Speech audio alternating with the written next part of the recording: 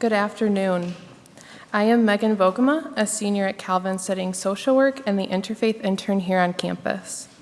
This year, I have had the privilege to work alongside the Kauffman Institute to promote interfaith education, dialogue, and service on Calvin's campus. Today, I would like to welcome you to the January Series 2016. Please take a moment to silence your cell phones. While you are doing that, we would like to give a special welcome today to our guests at 3 of our 48 remote webcast sites: Denver, Colorado, Chicago, Illinois, and Kalamazoo, Michigan. We will be gathering questions today through question and answer cards available with our ushers or by email or Twitter, so feel free to think of those questions during the presentation and start sending them in. Our moderator, Rick Truer, will gather the questions and present them at the end if time is allowed. And now, if you will, please pray with me. Dear Heavenly Father, you created us to live in community, yet so often we fall short. This afternoon, we seek and ask for a gentle spirit as we explore how to better seek shalom, the flourishing of all people through justice and peace between all individuals and nations of the earth. In a world with great divisions, we pray for peace across boundaries and the will to seek understanding of each other. Thank you for bringing us all here safely so that we can learn and love our neighbors better. We love you, Lord. Amen. And now Cheryl Branson, the provost at Calvin College, will introduce our guest.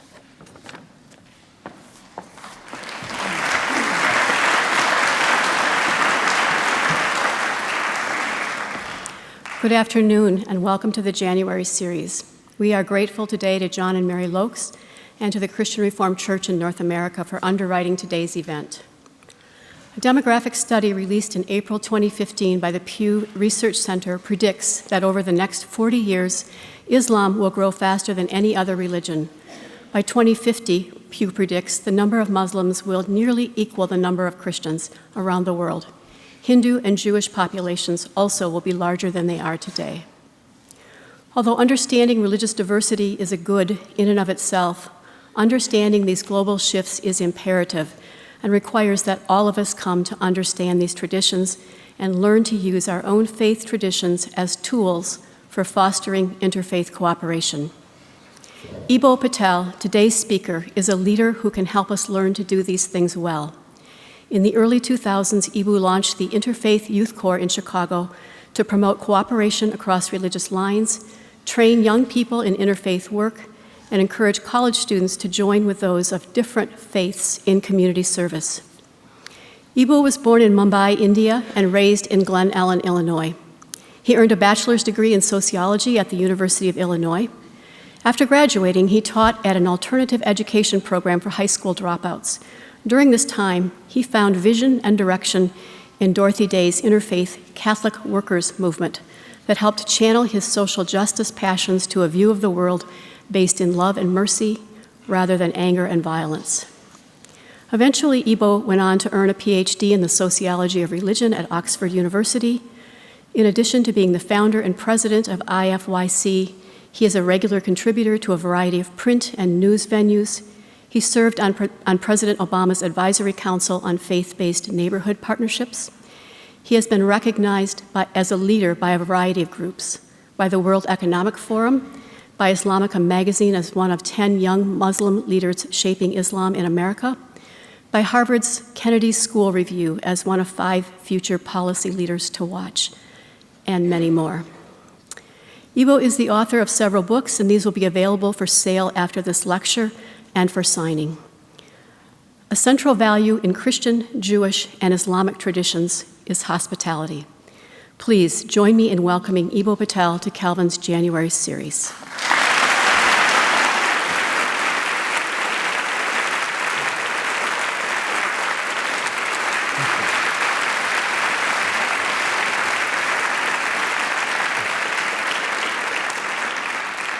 Bismillahirrahmanirrahim.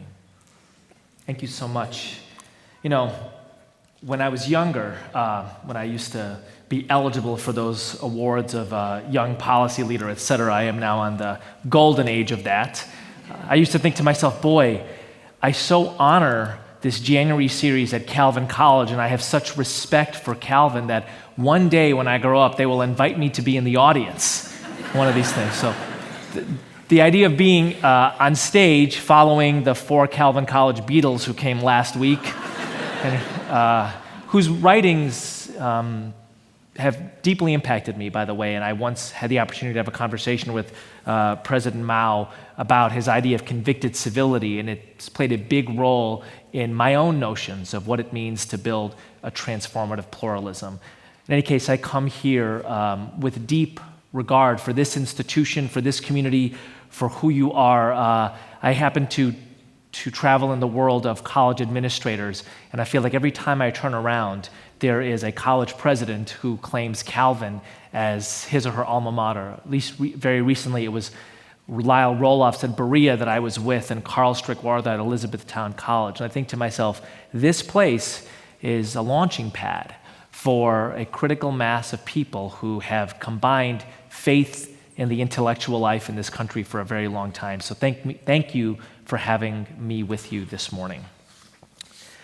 So there is a joke about 2 guys at a cafe in California. One guy says to the other, "Do you know anything about Eastern religions?" And the other guy says, "Well, yes. I knew some Methodists when I lived in Pennsylvania." I knew you would laugh at that. Not everybody laughs at that, but I appreciate you all. So whatever we think of what Eastern religion might be in 2016, it is not just Methodists in Pennsylvania. As the provost reminded us, America has become a very religiously diverse country, a nation that long thought of itself as a Protestant country is now, as Harvard scholar Diane Eck reminds us, perhaps the most religiously diverse nation in human history, certainly amongst the most religiously diverse. There are more Muslims in the United States than there are Episcopalians, for example. There's a great line from the British writer G.K. Chesterton that America is a nation with the soul of a church. Well, if Chesterton was here today, he would have to add to that America is a nation with the soul of a church and a synagogue and a gurdwara and a temple and a sangha and a mosque and a secular humanist society. This is who we are. In addition to our religious diversity, we're a highly religiously devout nation. Our rates of belief in God, saying prayers before meals, attendance at church, synagogue, mosque, sangha, gurdwara are significantly higher than rates in our sister countries in Europe, country of Canada, or Australia. We are a nation in which religion matters. And if we are to believe Robert Putnam, the great social scientist from Harvard, who says that the one thing that we can predict about any society is that it is going to be more diverse in the future than it is today, we are going to, as the provost reminded us, ask the question, what does it mean to live in a highly religiously diverse and devout nation? Now, here is what you will not hear from me. You will not hear from me that diversity is easy. You will not hear from me some elementary school view that diversity is our strength or that we ought to simply celebrate this. The fact is, diversity is very, very hard. I haven't looked at the New York Times this morning, but I bet you that even a cursory glance will reveal that a large range of the violence in the world that took place in the last 12 to 18 hours took place between identity groups, which is to say it took place amidst diversity. Diversity is not, unlike what the banners say, simply about having a wide palette. It's not just enjoying egg rolls and samosas. Diversity is one of the great challenges of our times. As my friend Devorah Lieberman, the president of a college in California, the University of Laverne, likes to say, diversity is not rocket science, it's harder. Diversity for religious communities is particularly challenging. In the late 1970s, a great social theorist, a devout Christian as well, named Peter Berger, changed the world of social theory with 2 words: Modernity pluralizes. Modernity pluralizes. He said that this fact of pluralization, this fact of living amidst people with different identities, is what marked the modern age as different from all previous eras. It is very likely the case that previous generations of the people in this room lived in largely homogeneous enclaves, certainly psychologically and most likely physically as well. They lived with people who believed the same things that they did and largely looked the same way as well. You went to church on Sunday because everybody else went to church on Sunday. But modernity pluralizes, and the fact of that pluralization changes everything. For religious communities, it changes two things that are particularly challenging. Number one, as Berger reminds us, in a world of diversity, identity moves from fate to choice. When somebody who comes into the neighborhood doesn't go to church on Sunday and goes instead to Jewish prayers on Friday night or Saturday morning, or goes to Muslim prayers on Friday afternoon, or doesn't go to prayers at all, the first thing that happens in the minds of the people around is a recognition that they have a choice in whether they go to prayers. That, in fact, if somebody else doesn't do something, living into it is not just fate, it's a choice. I imagine that there are many households around the country in the last 50 years in which one generation said to another, "But Dad, my friend doesn't go to church on Sunday. I'm choosing not to."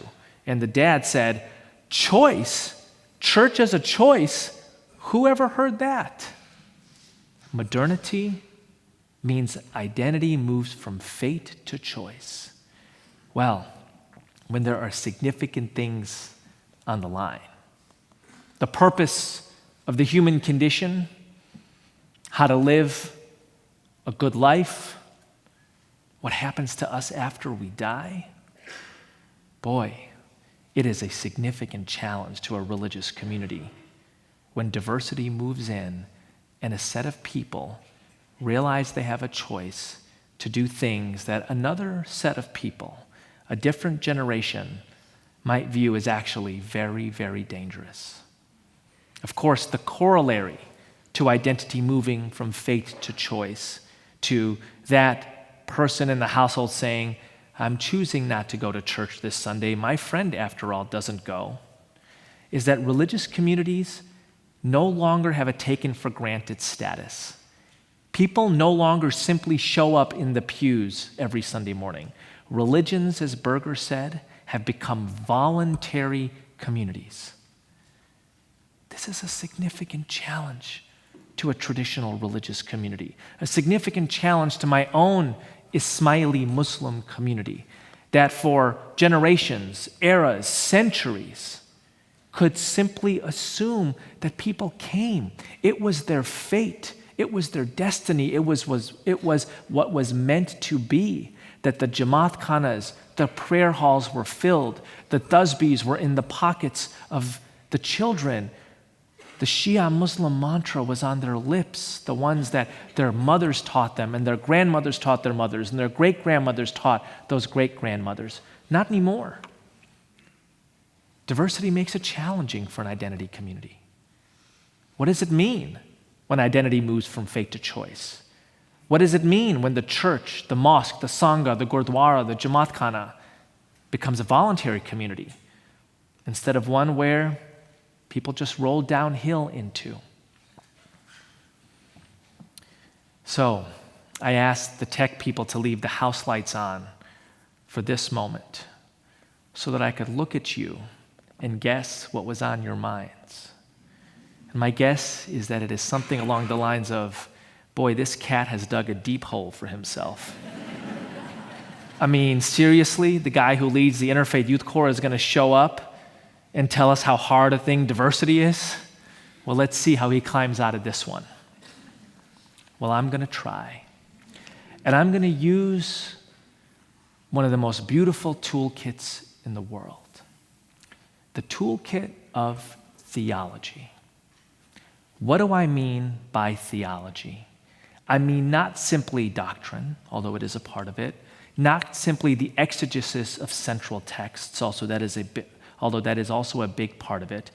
I mean a coherent weaving together of salient themes across the key sources of a religious tradition, important historical moments, archetypal figures, poems, philosophy, architecture, and texts and doctrine into a coherent narrative of a deep logic of that tradition.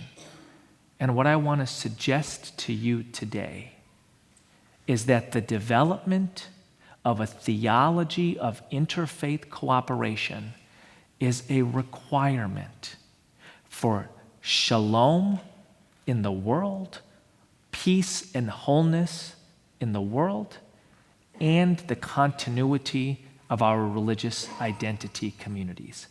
This is to say, the ability to articulate from in Islam, the Quran, and the Hadith, the Umayyads and the Abbasids, Rumi and Attar, Malala Yousafzai and Muhammad Yunus, the great figures, the deep poetry, the central texts of the Muslim tradition that make of difference and diversity something holy.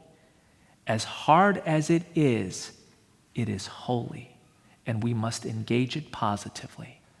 And as challenging as it is sometimes to engage with people who are different from us, who allow for choice to enter into things that are actually really important that we want to pass down to our kids, the ability to develop relationships with those people is sacred. A theology of interfaith cooperation weaves together dominant themes from the key sources of religious traditions in a manner that views diversity as holy and relationship as sacred, while recognizing the challenge and difficulty in all of these things. I want to offer for you the beginnings of a Muslim theology of interfaith cooperation, to highlight some of the central stories that I personally resonate with as a Muslim that do this, highlight the holiness of diversity, and build the sacredness in relationship. I then want to move into a concrete story of something that happened to a very close Christian friend of mine, something that dramatizes the challenge of diversity, and that highlights really the requirement of building a theology of interfaith cooperation in our day and age. I want to move from there into fraught territory, which is to say, I want to tell a Christian story, one that I love, that I think highlights a part of many of your theologies of interfaith cooperation.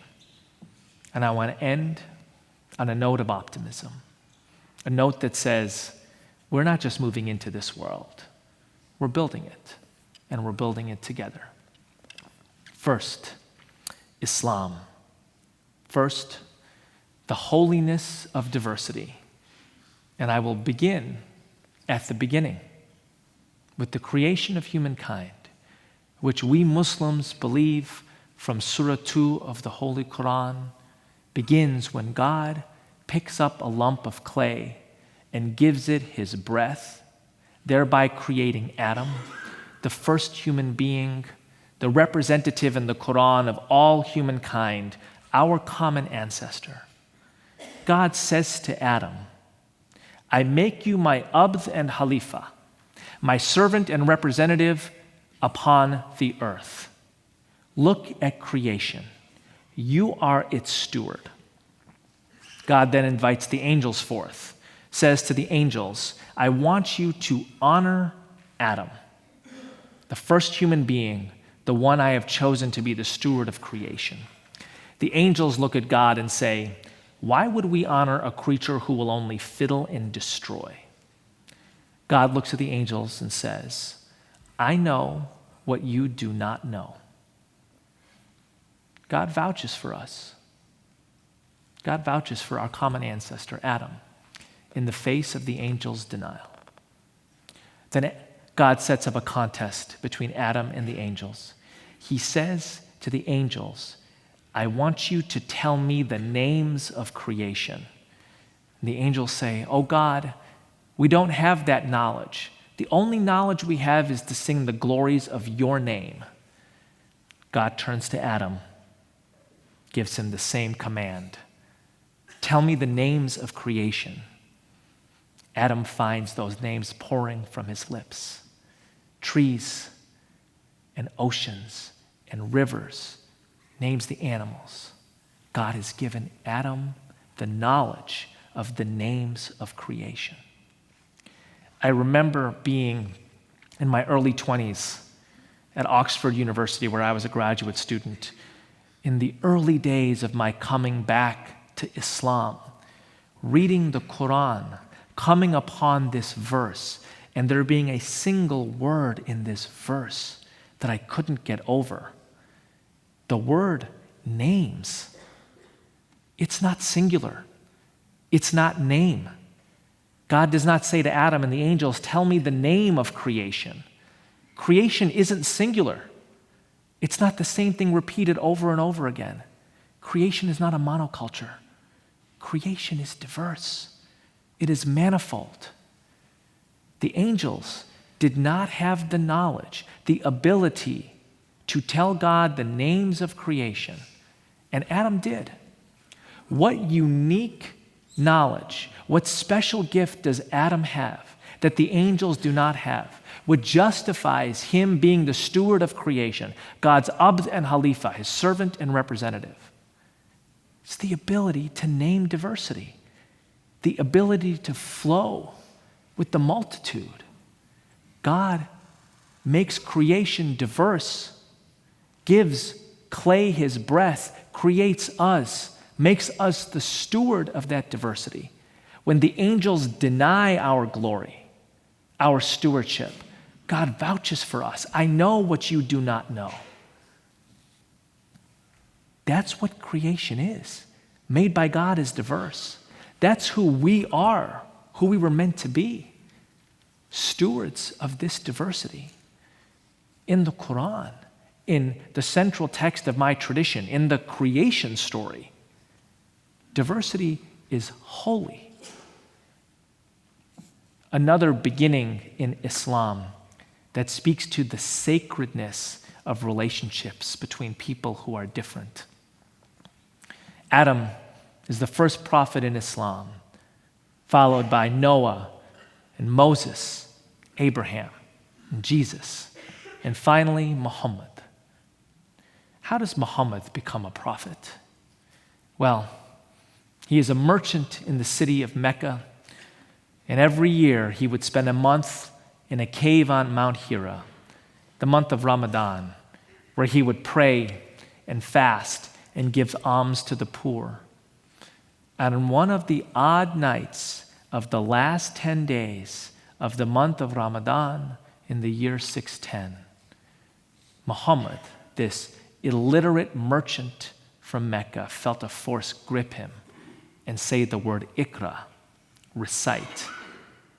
And Muhammad thinks that this is a jinn, a demon figure in the Arabian desert. And he says to this jinn, I am not a reciter. Second time, he feels gripped. Iqra, the voice says again, louder. Again, Muhammad says, I am not a reciter. He's not a poet. He's illiterate. He's telling this jinn to leave him alone. A third time, and this time, Muhammad feels like the life is being squeezed out of him. This being is so strong. Iqra, it says. And on this third time, this merchant from Mecca, this illiterate man, finds what becomes the first verse of the Quran pouring from his lips. Recite in the name of your Lord who created humankind from a clot. There are traditions that say that at this moment Muhammad is petrified. He even considers hurling himself off of this mountain. He thinks he's been possessed by a jinn. He goes back to the person he loves and respects most in the world, his wife. Whenever people ask me about the status of women in Islam, I point to Khadija, the Prophet Muhammad's wife, and I say, if it wasn't for her, Muhammad crawls under the blanket, shivering with cold and fear, this earth-shattering experience. He tells his wife what happened, says he's afraid, he's been possessed. Khadija says to him, I don't know what has happened to you for sure, but I know this, that God would never allow a man as righteous as you to be possessed.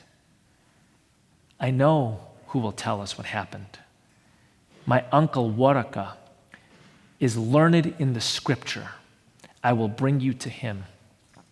Khadija and Muhammad see Waraka in the marketplace in Mecca some days later. Khadija brings her husband forth, explains the story to Waraka. He tightens his robe around him, looks into Muhammad's eyes, kisses him on the forehead, looks at Khadija and says, verily, the prophet of your people has arrived. Who is Waraka? What does it mean to be learned in the scriptures in the western half of the Arabian Peninsula in the year 610? Waraka is a Christian monk.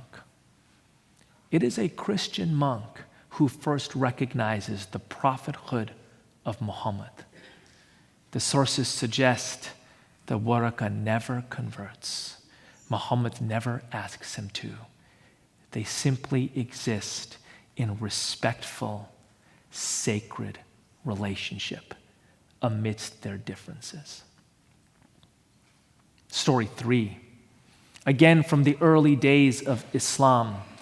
The Prophet's mission from the year 610 to 622 was very difficult. He was preaching two things, monotheism and mercy. There is one God, and he requires of us to be merciful to one another, no matter what your tribe is, no matter what your clan is, no matter what your family is. All of these divisions in Arabian society in which there would be frequent bloodshed, Muhammad sought to end that. We belong to the one God, we worship him, we are merciful to each other. That is the key message of Muhammad's preaching. There were people in Mecca who did not like that. Tribes who saw this as challenging their authority, their God, their way of dealing with clan, tribal, ethnic, family conflict. They started to send people after Muhammad. It got physical at points. Muhammad was concerned that he would be killed, that Islam, which means submission to the will of the one God, would die out if he was killed. So he sends a small contingent of his companions, led by his family member Ja'far, to the kingdom of Abyssinia, present-day Ethiopia. He believed they would be safe there. Why? Because Abyssinia was ruled by a man named the Negus. What was special about the Negus? The Negus had converted to Christianity. Muhammad believed that the Negus would recognize the resonances between the Christian faith and this emerging Muslim faith and protect this fledgling Muslim community. These Muslims arrive in Abyssinia. The Negus hears word of their coming, calls them to his court, sits on his resplendent throne, gathers his bishops, asks the Muslims who they are and what they are doing here. The Muslims open early copy of the Quran, and they begin to recite the verses from the Quran on their veneration and love for the Virgin Mary. The Negus is so moved by this recitation that he begins to cry.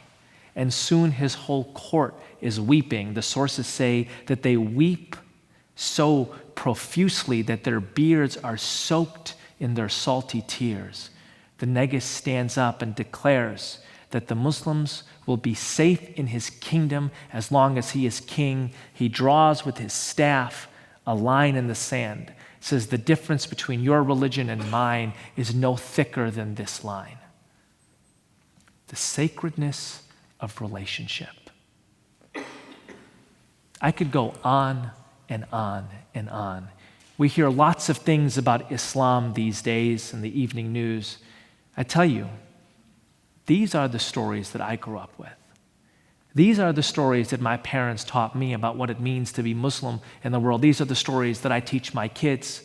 These are the stories that are affirmed to them in their Muslim religious education. This is the Islamic theology of interfaith cooperation. This is something that we Muslims know and love. Many of us seek to live by. I'm proud to share it with you.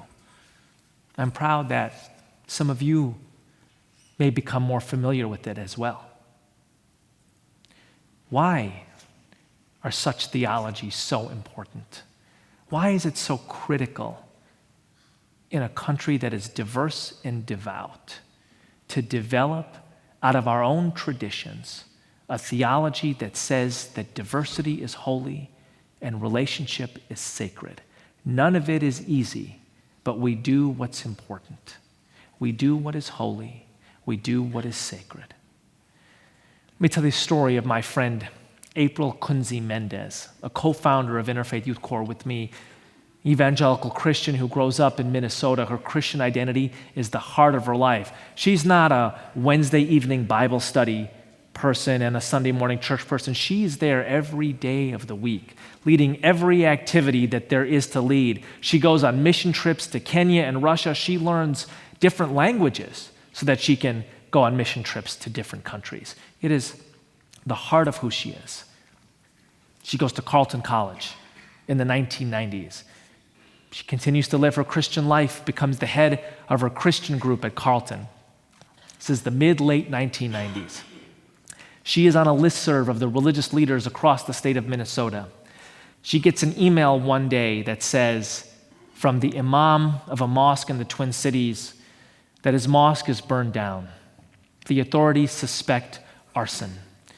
He is reaching out to the leaders of other religious communities to come to a candlelight vigil. Will they come and simply be a witness, a sacred witness to a terrible happening, not just to his community, but to the civil community? April immediately shoots back an email, yes, we will be there. She shares this with her group the following week, her Christian group. She hears some shifting in the chairs. She continues, the van will be at the college gates at 5.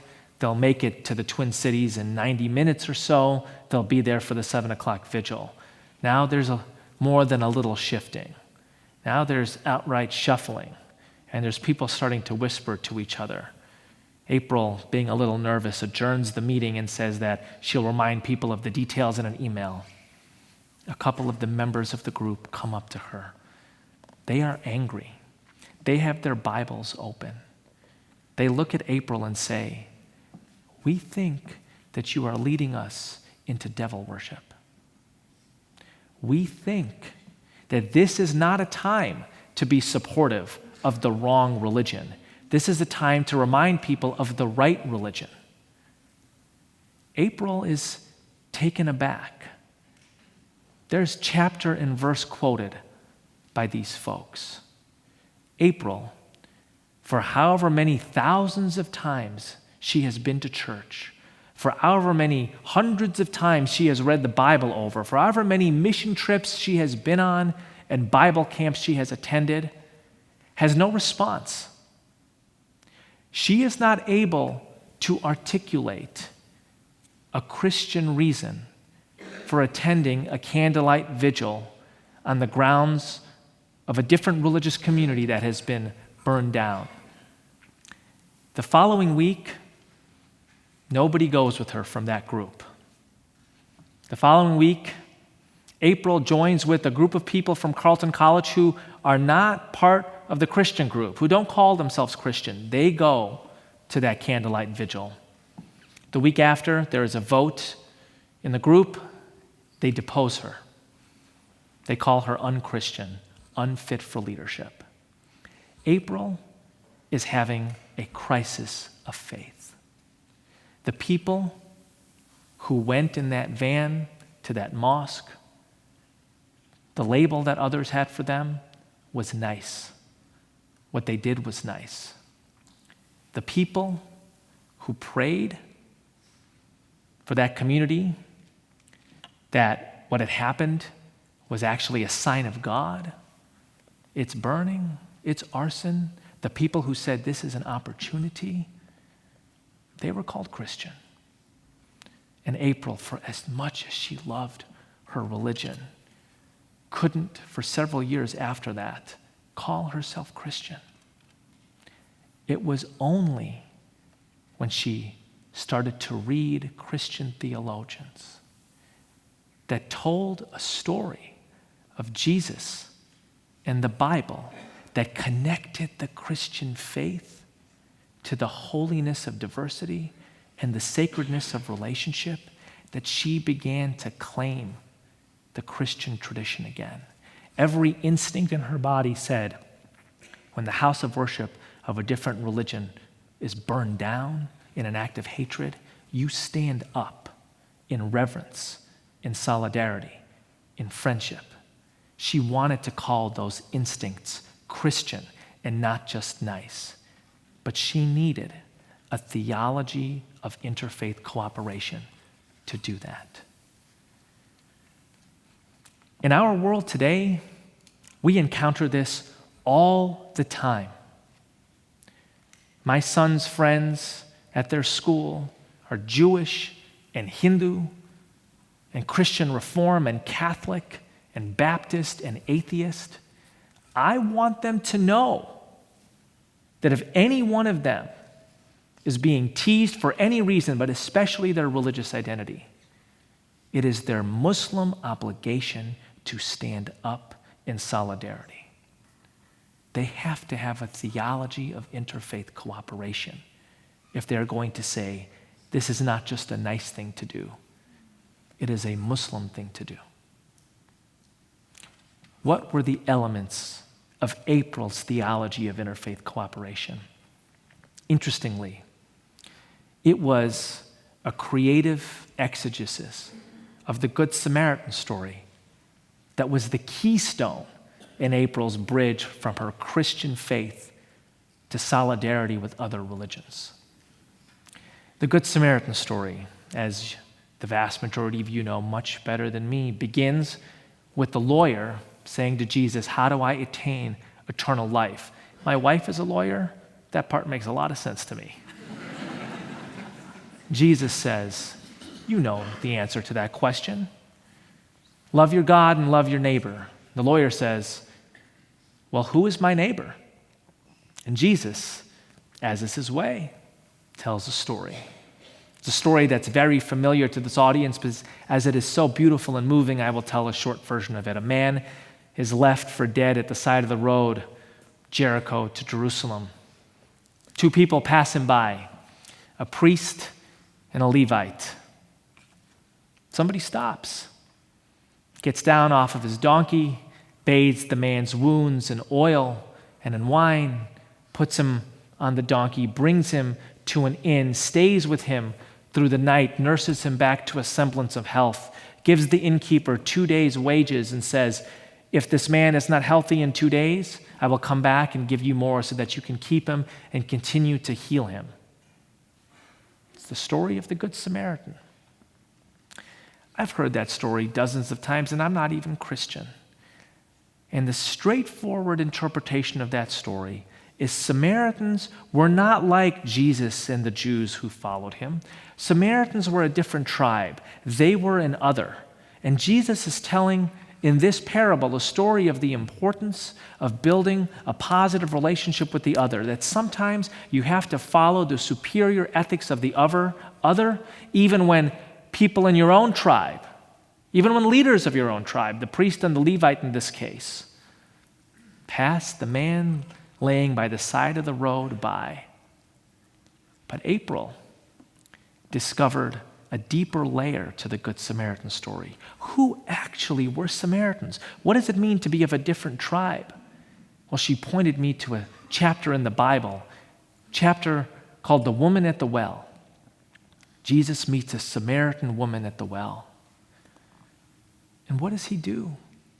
Well, in part, he ministers to her by way of something of what might be called a doctrinal argument. Points out that Samaritans pray at a different temple than Jews do. Points out that they worship a God that they do not know, while Jesus and his followers worship a God that they do know. Who were the Samaritans?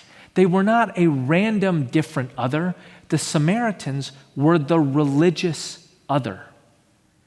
Samaritans were people of a different religion. They prayed to a different temple.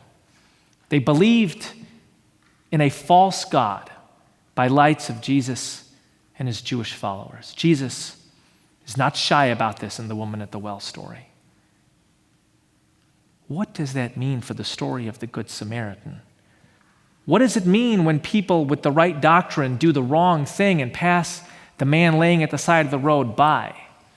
What does it mean when somebody of the wrong doctrine does the right thing, stops, helps, goes out of his way, endangers himself? Sometimes a person with the wrong doctrine is illuminating the holiness of diversity. Sometimes the person of the wrong doctrine is exhibiting superior ethics. Sometimes the person with the wrong doctrine is somebody you have to build a sacred relationship with. How does the story end? Go and do likewise. How did the story begin? How do I attain eternal life? How is this not a theological story? We attain eternal life by way of this story, by occasionally following the better behavior of the person with the wrong doctrine. We are awake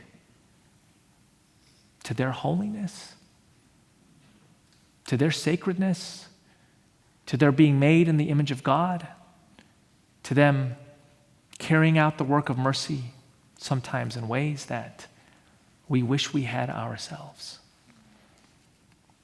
It's that interpretation of that story, the ability to connect it to her experience when she was a college student, that allows April to proudly proclaim again that she is a Christian with a theology of interfaith cooperation that gives pride in her Christian identity, that illuminates the holiness of diversity, that seeks to build sacred relationship with people of different, even sometimes wrong doctrine.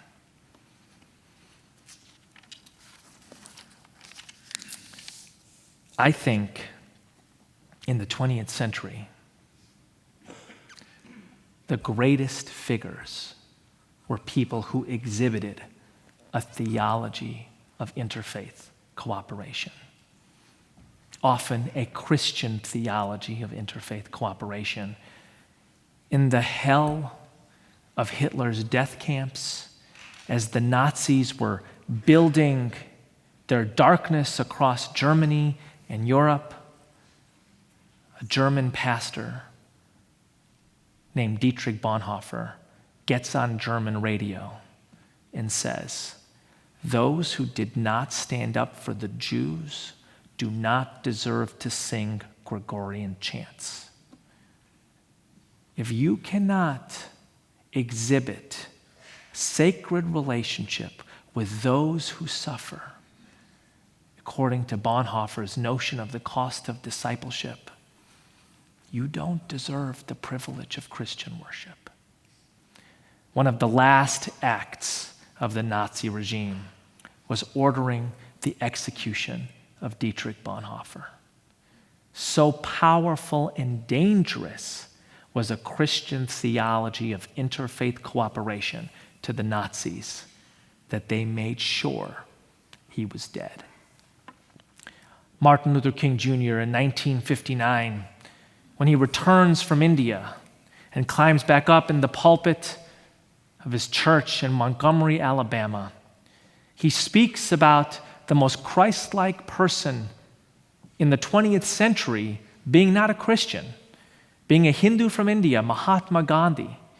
He speaks about his time in India, opening him up to these different religions, to, as you at Calvin College might say, I love this line from your mission: whatever is true, whatever is noble, whatever is right, whatever is pure, whatever is lovely, whatever is admirable, we take as a gift from Jesus. King viewed what he learned about Islam, in Hinduism, and Buddhism, and Jainism, and Sikhism from his time in India as that joy, as part of that purity, as part of that loveliness. The second to last line of his Palm Sunday sermon, 1959, Montgomery, Alabama.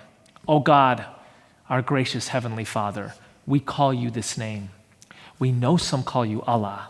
We know some call you Brahma. We know some call you Elohim. We know some call you the unmoved mover." King is illuminating the holiness of diversity for his congregation in that little provincial city in the American South in the middle of the 20th century. But that is his second to last line. His last line: who will come to the front of the church and take as his Savior today Jesus? I love the juxtaposition of those two. Did King's admiration for other religions make him any less of a Christian? Did it make him any less of a follower of Jesus? King once said, "Many people want to make of me many things, but in the deep recesses of my heart, I am a Christian minister." My daddy was a Christian minister. My granddaddy was a Christian minister. My great-granddaddy was a Christian minister. The highest calling I have, higher than race or nation or creed, is my calling to serve the Son of the living God as I see him in Jesus Christ. King was someone who learned from Gandhi, who marched with the Rabbi Abraham Joshua Heschel, who nominated a Buddhist monk, Thich Nhat Hanh, for the Nobel Peace Prize. At the end of the day, he was a Christian. Someone who, after speaking of Gandhi as the most Christ-like person of the 20th century, does an altar call. I don't think developing admiration, friendship, recognizing holiness in other religions makes anyone less of what they are. I think it is a requirement for wholeness, for fullness, for stewardship, for shalom. I think it makes us more of what we are. I'll end with the words of the great Chicago poet Gwendolyn Brooks. We are each other's business. We are each other's harvest. We are each other's magnitude and bond. Jazakallahu khair. May God give you goodness. Thank you.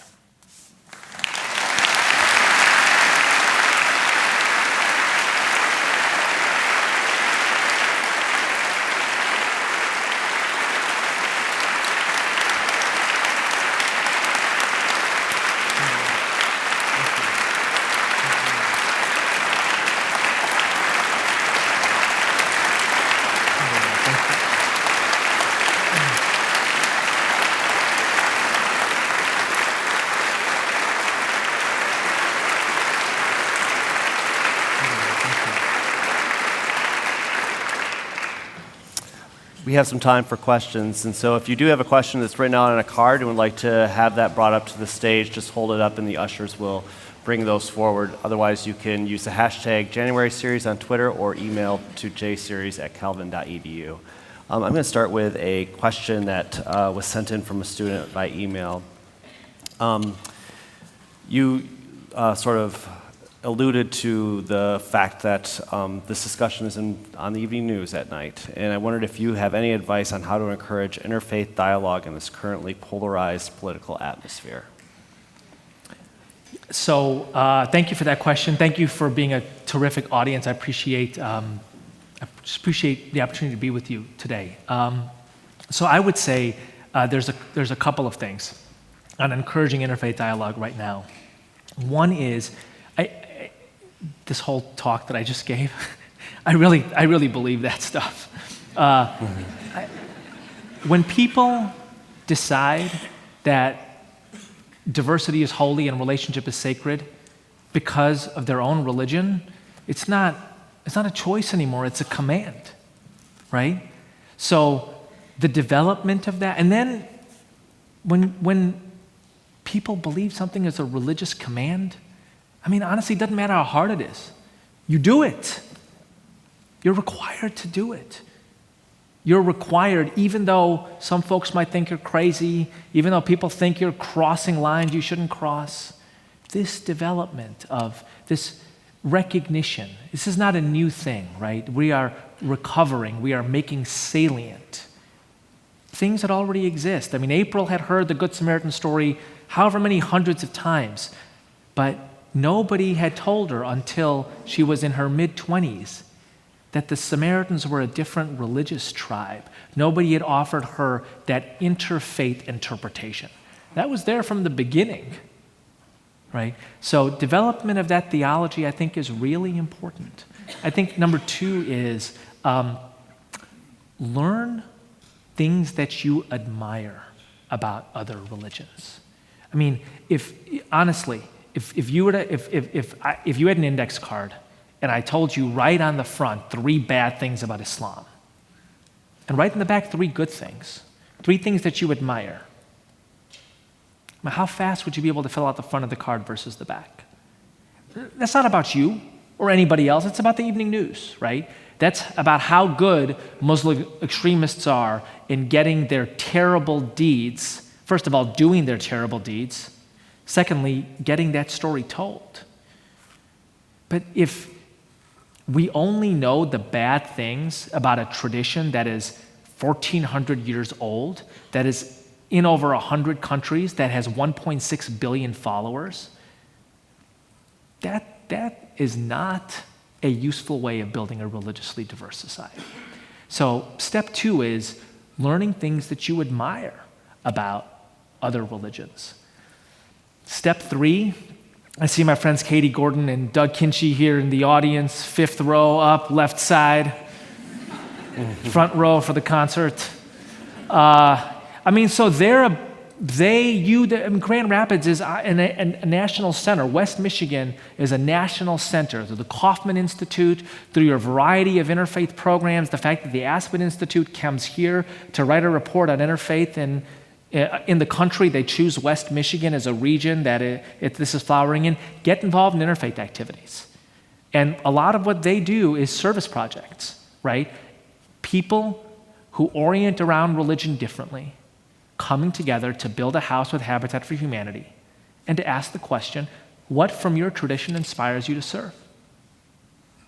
Theology of interfaith cooperation, appreciative knowledge of other traditions, becoming involved in concrete projects exactly of the type that Western Michigan, Grand Rapids already has. All right, thank you. This question came in on Twitter. The question is, does a Christian theology of cooperation exclude the Christian belief in the Great Commission? Not at all. What a great question. So I have a couple of answers to this. Number 1, one of the people that I've learned the most from is a young pastor named Nick Price. He was a college student when I was first starting Interfaith Youth Core, and just getting involved in interfaith work, was an evangelical Christian, was head of his InterVarsity Christian group at the University of Illinois, and he once said to me something so beautiful. He said, in Christianity, there are actually multiple narratives and multiple logics. There is the Great Commission and there is the Great Cooperation. And there are times when it is appropriate to evangelize, and there are times when it is appropriate to cooperate. And we should recognize the difference between those times. Islam is an evangelical tradition. Islam grows also through proselytization. And he helped me categorize the different impulses within Islam. There are times when it is appropriate for Muslims to evangelize, and there are times when it is appropriate to cooperate. I think the most important thing here is to not mix up the two, which is to say that when World Vision, and I know this because I'm friends with the president of World Vision, runs a hospital in Pakistan, It is living out the Christian call to serve others. It is not using that hospital as a method of conversion, the way we understand conversion, of bringing people into Christianity. As my friend Bob Roberts, a pastor in Texas, likes to say, there are times when I serve because I am converted. There are times when I serve by trying to convert others, but those two times are separate. So the Great Commission is a big part of significant interpretations of Christianity. I have deep respect for that. I think the Great Cooperation is a big part of Christianity. This is not dissimilar from Islam. Discerning how we express our Christian or Muslim or Jewish or Hindu or Buddhist or humanist selves at any particular time, I think that is part of the art of living. Great, thank you. Another question, email from a student. How has understanding others' beliefs help you strengthen and or clarify your own? Another great question. So, as I said, I grew up in a Muslim household of the Ismaili interpretation of Islam, and so Arabic prayer and tasbihs, Muslim prayer beads were in the mix of my household. It wasn't. My parents were not highly devout, but it was in the air.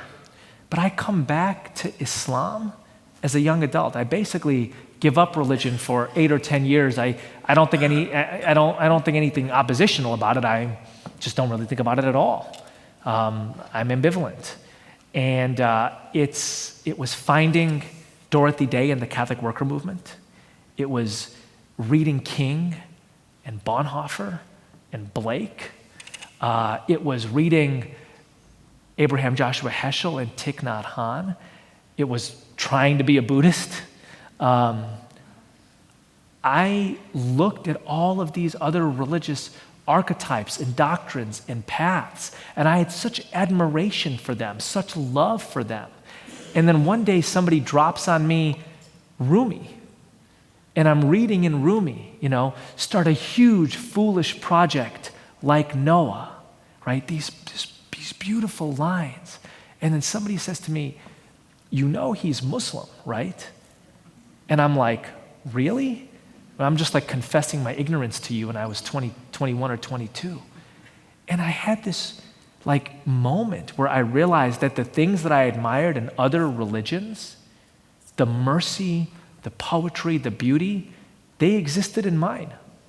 And the reason that I hadn't really explored that is, frankly, an adolescent discrimination against the familiar. Basically, that's a fancy way of saying, whatever my parents taught me couldn't be cool, right? But then, I went to South Africa, and I met these Muslims, Farid Esak, Ibrahim Rasul, Ibrahim Musa, who were central players in the movement against apartheid. And I'm like, I thought only Christians did that, I thought only, Hindus had a theology of nonviolence as social reform that liberated a country. And Farid Esak is like, no, man, we were right there with Mandela and Desmond Tutu. Ask them, And I'm like, there are heroes in my religion, right? There's this great beauty in my religion. There's this line in the Quran, which brings tears to my eyes every time I say it, where God says to the Prophet Muhammad, we sent you to be nothing but a special mercy upon all the worlds. And it was other religions that opened me to the importance of these things, to that layer, that infinity of mercy, those layers of beauty. And when I found it in my own, I just, embraced it. It